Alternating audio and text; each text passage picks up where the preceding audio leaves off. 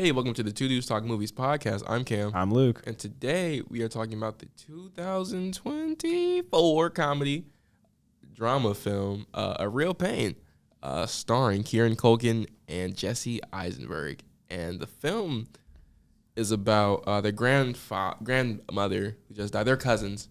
Their names are Benji and David. Yeah. Benji and David. And their grandmother just dies in Poland, so they go to Poland to pay their respects and go to her house. That comes towards the end, but they try to learn about their Jewish heritage and everything, and go on a kind of tourist journey. Yeah, I think that's pretty much a synopsis of it. But before we get into the movie, write in the comments what you guys thought about that last episode. I know we're kind of teasing it that we were gonna have somebody special on. We got the president of the university. That was pretty cool. Yeah, it was definitely a fun time. Yeah, I think he enjoyed it too. I hope so. So shout out Jay Gatrell if you're watching again. Thanks. But yeah, guess we no guest this week, so I guess this one's gonna be a shorter one. Yeah, let's just hop right into it. What are your general thoughts about it? All right, so I chose the film this week as well.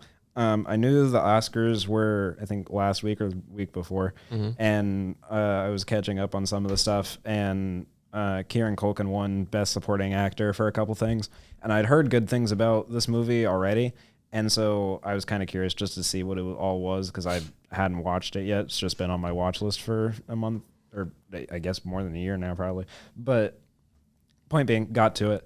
I liked it a lot. Actually, I went in with like little to no expectations and liked it.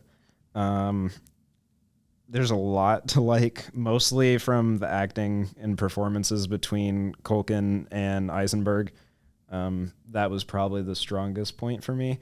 I think the other strong point was kind of the colors, not in the way that like they're overly saturated and vibrant, but more just prominent enough. And I'll have a deeper note about that a little bit. And it was filmed on location too, in Poland. Yeah, which is really nice. And it's not just all big sound stage things going on. The acting, though, is kind of a mixed bag. There's one portion of it that I don't like as much. And I'll explain that a little bit more, but I want to hear your general thoughts first. I saw that it recently won, or Kieran Culkin won Best Supporting Actor, and the movie came out in November, so I think that's really surprising. Was that 5 months ago? November, December, January, March. Less than 5 months ago, they already got an Oscar for it. So that was really cool. I hadn't heard much about it prior to the Oscars, but I like Kieran Culkin. Am I saying this right? Kieran? Yeah. Yeah, Kieran Culkin. I like him in Succession. So that's my relationship with him. And I like Jesse Eisenberg in a bunch of different stuff, Social Network, and Catch Me If You Can, Now You See Me, and a bunch of other stuff. So I was confident in the acting, but the plot wasn't really interesting to me. All right. It I get what it did and what it was. I think what the purpose was, but just overall plot just wasn't there. I do like the character dynamics and how they interact with each other, and I believe I take it as that's the main point of the story, about just character development. And it's not about plot, but it's about I guess just as people, or just as characters, which I don't know if I don't think I was a big fan of in this movie. Do you mean like it was just more focused on the characters than the story? Yeah. All right. I can agree with that. It is a very character-oriented story, and there's not a lot of characters. It's really just between David and Benji. Yeah, between them two and the way that they interact. They're both cousins, and they're kind of reuniting, as they go on this trip together. And I did mention that the chemistry between them, I think, is really strong. It's just that I fear I did not care for Eisenberg's acting. And I'm willing to go to the length to say that I don't care for him as an actor in general. I know Cam's probably not happy about that or doesn't agree, but hear me out for a minute. I'm not gonna fight you on it. I don't know, and it sounds mean, but I don't know if it's just like he's too awkward or what it is. But like I watched the way that the character was portrayed and then the way that he was delivering dialogue and lines and scenes compared to the way that he is just outside of acting roles, just as himself. And there's almost no difference between the two. In like cadence, it's just like, oh well, that's actually really the good point. I didn't think of that. And I'm like, are you okay? And I don't know if it's just he's too awkward. I don't know what it is. And there are only 2 times in this entire movie that I genuinely felt like he was acting and not just being Jesse Eisenberg. And that was at the restaurant when he was going off about Benji. And then the second rooftop scene where he was kind of confronting Benji that happens a little after that restaurant scene. Those were the only other 2 times. Every other time he showed up, he's just kind of got that same nervous cadence going with the way that he speaks. And then, they're in this tour guide for most of it. And so as they're walking around and stuff, you'll have maybe like 3 characters that are walking, and then Eisenberg's a little further back. This probably looks like it's in the same frame and like same distance, but he's further back. Who's throwing up gang signs, by the way? But no. So but like he's hanging back in the crowd. So it's like the character itself is awkward, but Eisenberg also is awkward. And so it's just like, on one hand, it feels like it's a good casting because they're both awkward. But on the other hand, it's like, I don't care. I don't see a difference between that actor and the character. But the same cannot be said for Culkin.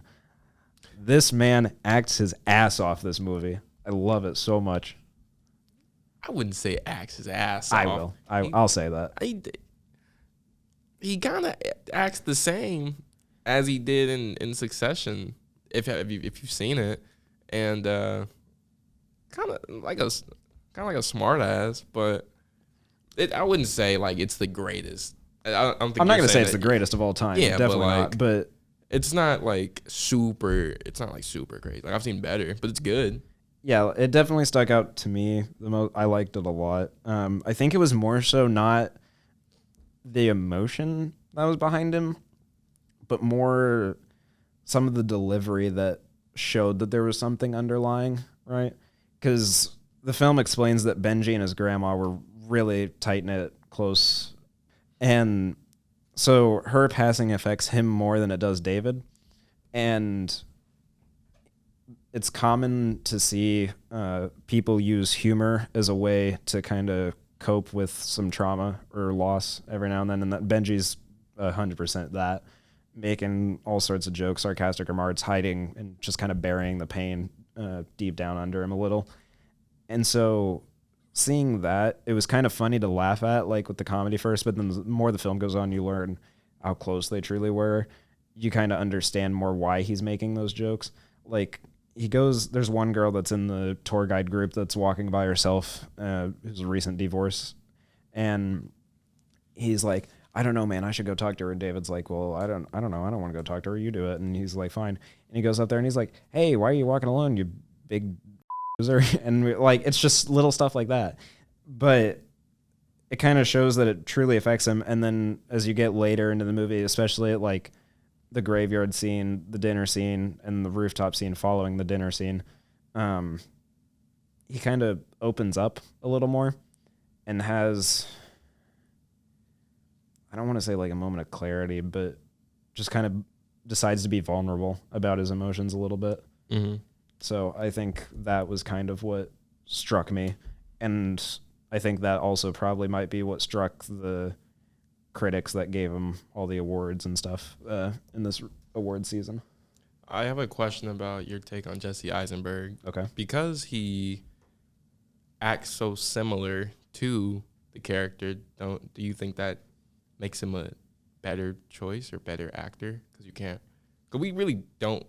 Well, I don't really know how he is. Like I don't know how he really is. So I can't make a claim about that. But because of what you've seen and you compare him so well to the character, does that make it better? I want to say on paper it would, right? Like, mm-hmm.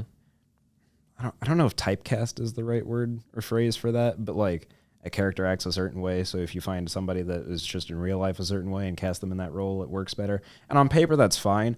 But then when you look at it from an acting standpoint, you're not really acting, you're just being yourself. And maybe that's a deeper layer to this movie that I'm just not noticing or caring for, that maybe David and Benji are both like two sides to Eisenberg through Loss, maybe, because he wrote and directed this himself too. Yeah. So he might have written it for maybe. himself too. He might have. So. Which, if that's the case, why did you write a whole scene analyzing your feet? But add some comedy to it. I guess. I don't know. I guess that's a Tarantino thing. I wrote it down. There's a quote from that where he's like, he has like good age. I have to scroll. I have a long amount of quote. Oh, it was Benji goes, "They're graceful as fuck. They remind me of grandma's feet." And I was like, what? But shout out to the toe lovers, man.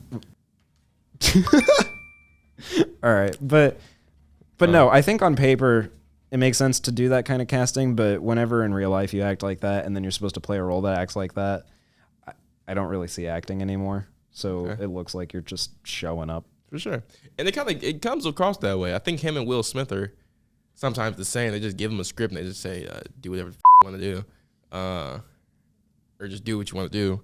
And it definitely seems that way. And the awkwardness, I like the contrast between, because we have this Culkin's character who's so uppity and just, okay. And I think they said, or I don't think, that no one said it, but I read somewhere that he might have had like some mental condition, like autism, and he just like, is always, not always joyous, but. Benji the character or Kieran the actor? Benji. Okay, I saw something about that too, and then I watched it and I didn't notice much about it, but it's possible. Yeah, we can't really like just look at someone. Because the film doesn't like explicitly say like he has any underlying condition or anything. Yeah, but I kind of knew. What's his name? Eisenberg kind of plays the same role, just in a different scenario, like just a smart ass sometimes, and he doesn't really play. He kind of plays into that this movie, but a lot of his other ones, he's always just like the know-it-all guy, and we don't really get his feelings. But I think we don't get his feelings in other movies, but in this one, we can kind of see him evoke emotion. And the part where I saw it the most was towards the end, and he starts crying and just expressing how much he cares about him. And then that other scene after dinner, he's like, "I just have that." There was a Benji tried to overdose on like sleeping pills. Yeah, something like that. Yeah, and he's just there's a shot of the camera moving in towards him, and towards Eisenberg, and he's giving his monologue, just expressing emotion, how he really feels. Like,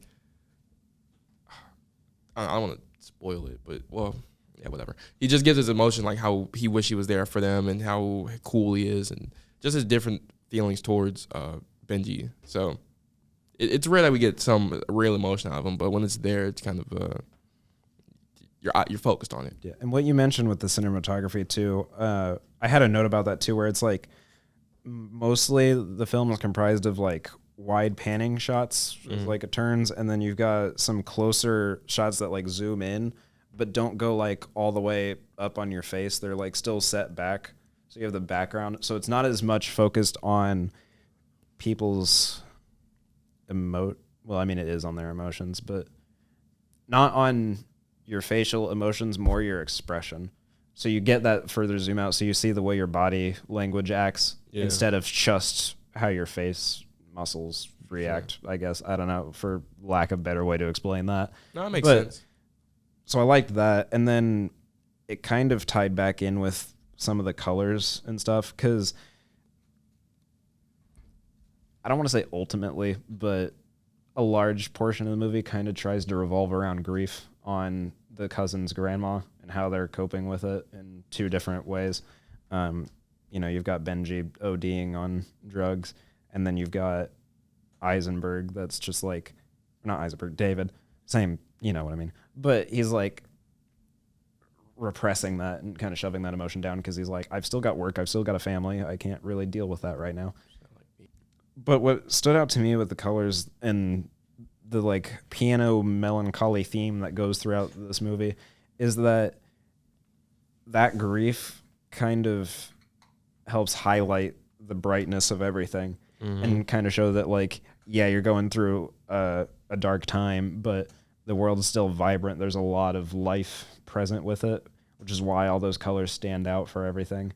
It just kind of helps you remind you, like, it's okay. It's not going to be like this forever type thing. I think this might be a reach, but what I kind of took away from the movie as a whole was, and I also looked it up because I knew there was something I was missing from it, and I didn't want to come on here and not just ignore or just take it from my perspective. But what I read and what I kind of gathered from other stuff is like the film talks about like you said, grieving, but through other ways than the typical, oh, my loved one died, so I'm just here. But it also comes from or came from in this movie, learning about their past. Mm-hmm. And you talked about how there's so much more to enjoy about life when you're grieving, with the lights and everything. But I think a part of it that I didn't understand or I didn't conceptualize prior is learning about the person after they're gone, because I haven't lost anyone super close to me recently, thankfully, and so I haven't had to grieve or been one to I don't know, I just haven't had to go through that yet, and think about all the different things there are to live for, and not just be sappy.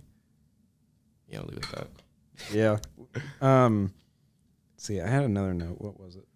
Oh, whenever we discuss movies that we're going to pick, sometimes if I pick something or he picks something or whatever, runtime usually kind of comes up. This movie is an hour and 29 minutes. Come on, man. Now, hour 29, baby. That's 89 minutes. And I think that's okay. Normally, I don't really care about runtime that much, but I made a note on this one because I think the film starts out. I don't know about strong, but it gets right to it. You know, you get right to the point. You start getting introduced to the characters. Who are they? You get introduced to the plot, and then you're going. And then they get back home from Poland, and the movie wraps up pretty shortly after with in maybe 3 to 5 minutes and credits. That's it. You don't have to stick around for post-credit scene. I think it gets in, says what it needs to say, and does it well. Especially on the tour guide when they reach the concentration camp, because throughout the movie, like I said, there's this piano theme that's kind of playing throughout in little patches. But for an entire, I think it's 10, 12 minutes or so as they walk through the concentration camp, it's just dead quiet. Not a sound. The tour guide doesn't even give many facts. He just is I think they pass the barracks at one point, and he goes, and this is the barracks. And you just kind of sit in that silence for a moment. And that silence hits harder once you get into other locations in the camp, like when they show you the gas chambers. They show shoes, dude. Yes, the shoes as well, where they've got these big cage container things with all these burned shoes piled in, and then there's one that's still freshly white, kind of, because it's been preserved. They explain it that I don't remember the name of where it's at, but it's one of the concentration camps that moved most of the stuff out into other camps. So this camp got preserved rather well. So I think it's important that scene was kind of the way it was to help further immerse you in the impact that it had. And it doesn't take away from the runtime that it feels like it's silent. You get all these moments of intro build up emotion. You get this really hardcore silent thing. And then you get to some of the dinner scenes, and then you get some more of that hardcore emotion in there. Mm-hmm. I think it was good to not have any music with her too. I think because it's more of a respect thing. I get it's a movie and you can kind of do whatever, but I like the way they played into it, because earlier in the film that Benji kind of says to the tour guide, hey, dude, you're talking way too much, and it's just overstimulating information.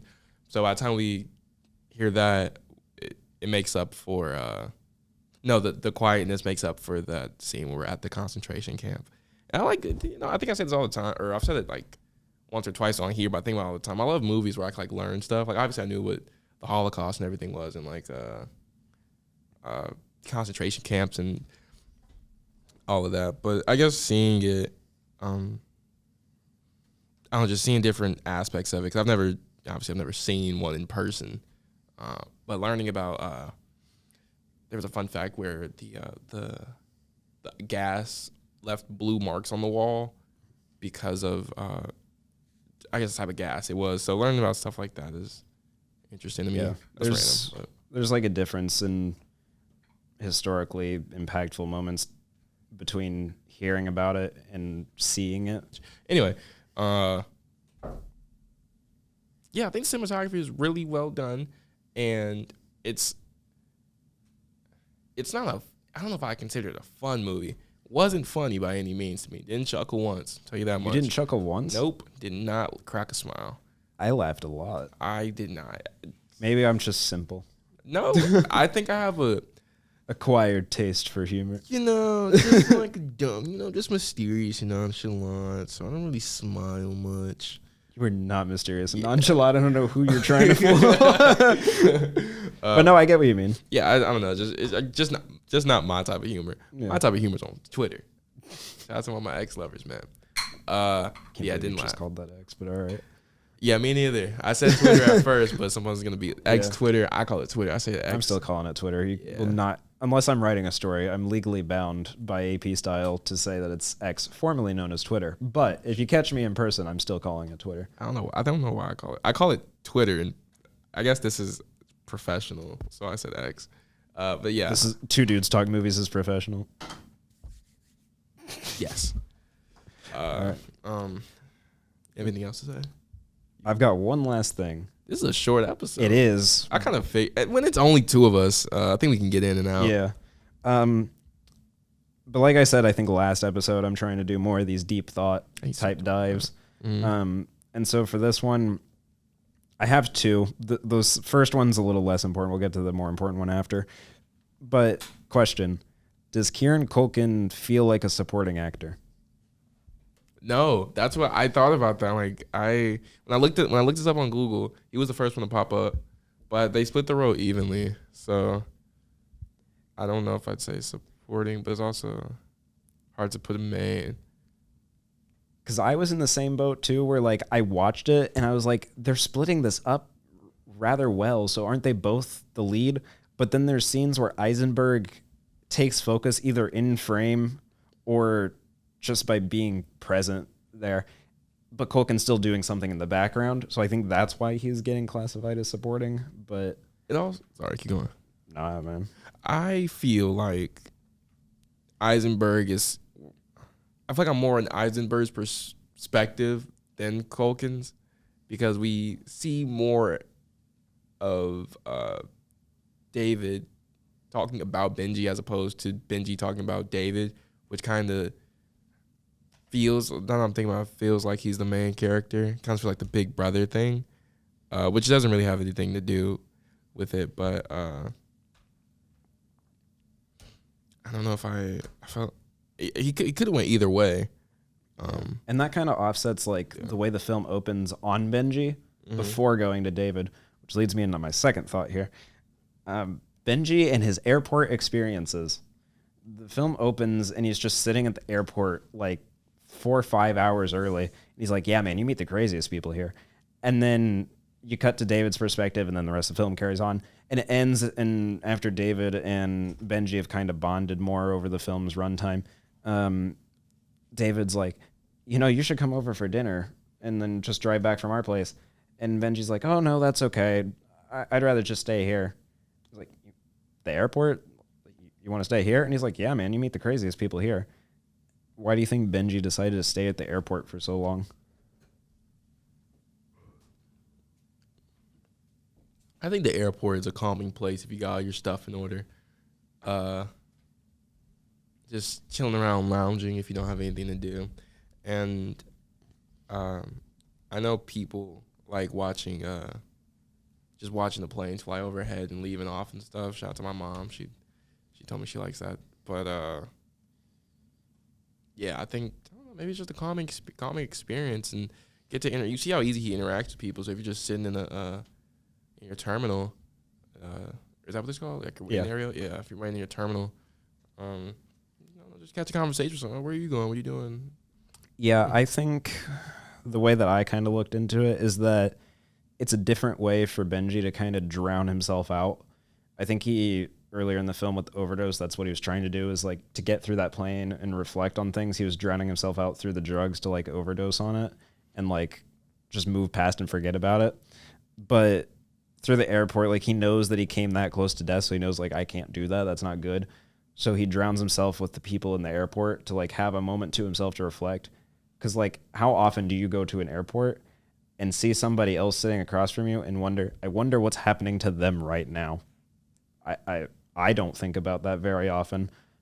So I wonder if, like, Benji knows that people don't think that often about that, so that he can go there, have all the time in the world he needs to grieve, because everybody else is just rushing to get from one place to another, so nobody's going to stop and pay him any mind. Yeah, that's a take too. You've got a different thought here. No, I didn't know it was that serious of a question. Oh. I was talking about, saying like, yeah, people just like to hang out at the airport, cool stuff to do. You're like, yeah, I think because he wanted to die at one point. And I mean, it's on my notes. It's titled "Deep Thoughts." Yeah, so, it's like, not. I don't know. It's not a bad point. I just didn't know your. He was not prepared for that question. No, clearly, I'm like, yeah, the airport is like a cool, chill place, taxing, but but I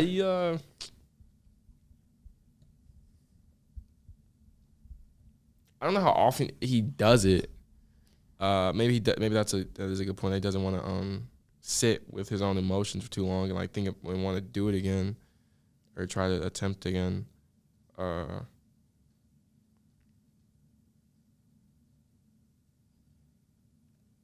Yeah, let's leave it at that. I clearly didn't.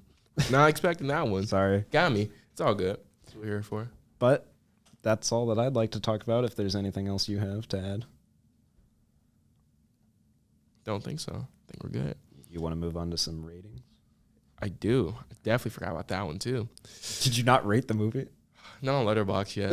I saw yours. Well, Letterboxd you wait, because you got tired of me getting on you about it. Yeah, they used to come every time you change it, I'd be like, well, actually, on Letterboxd you said this. And you'd be like, dude, leave me alone. And I was like, my bad. I forgot. Letterboxd, or what I give it? I would give it I give it a 2.5. Ooh. It's subpar? Subpar? It just wasn't like nothing. It's not bad. It's just not. There's nothing really there. Like we get emotions, but it's not anything too crazy. There's a lack of plot, which I'm surprised you really like this movie because of how lackluster there is of a plot. Or maybe we have two different takes. Like there's a plot, but it focuses on something different. There's that. Character interactions, those are great. Those are cool. But yeah, I'm glad we got in and out. Oh my gosh, this movie would have been 2 hours, bro. No way. This would have been like 1 if it was 2 hours of just this. Yeah, I'm glad about the runtime though. We get in and out. You know what you need to know. You take what you need to take away from it. Get to learn a little something, but I don't think I got what I got out of this movie. Like I don't think I need to rewatch it or anything. So good 2.5. Alrighty. Yepers. Luke, for me, I saw what you put. I think we're cooking a 4.5 out of 5 on this one. 4.5. So I agree with Cam's take that it's good that they get you in and out. This movie doesn't drag itself on and drag you through the mud, I guess. I don't know how to phrase it, but just doesn't waste your time. It gets into it. And the character interactions definitely carry the movie more than the plot does. For me, I don't think the plot was bad enough to dock it any points. I don't think it needed to be overly complex. It was more about the characters' emotions and their grief to me than it was what are they actively doing, if that makes sense for a plot. Mm-hmm. So there's that. Only reason I think it's not getting 5 is that Eisenberg, just as an actor, I don't care too much for. Mm-hmm. And so, like I said at the start, he just feels like Jesse Eisenberg as Jesse Eisenberg and not Jesse Eisenberg as David Kaplan. And I didn't really walk away feeling like my life was changed. Like the way that Cam and I have said a couple times that we rate 5-star movies, we walk out and we're like, oh my God, my life has changed. Like I didn't walk away from this movie like that, but I still think it's good. Would I rewatch it? Probably. Do I think I need to? Not really. I think it's meant to be kind of that 1 hour, 29-minute period to pause, watch some other characters reflect on their lives, and then kind of take that into your own life and walk away with it. Yeah, I think it's a good take. if you guys have seen any life-changing movies, you should let us know. I see them on Instagram, but like the reels on it. But if you guys have seen any maybe underrated ones or international ones or just popular ones, send them, comment it. But yeah, I think we're done. Do we have anything else? No, I don't think we have anything else to say. Yeah, thank you all for watching. We will not be here next week as we are on spring break. Yippee. Get a week off from us. Which is good or bad, depending on how well you like us. Yeah. I assume you like us. I'd hope. Somewhat if you're watching these. Yeah. But yeah, thank you all for watching. Thank you all for watching. And we will see you in 2 weeks. I am Cam. I'm Luke. There's no guest. We've been so used to it that we paused, but there's no guest. But yeah, we'll see you later. Bye. Bye.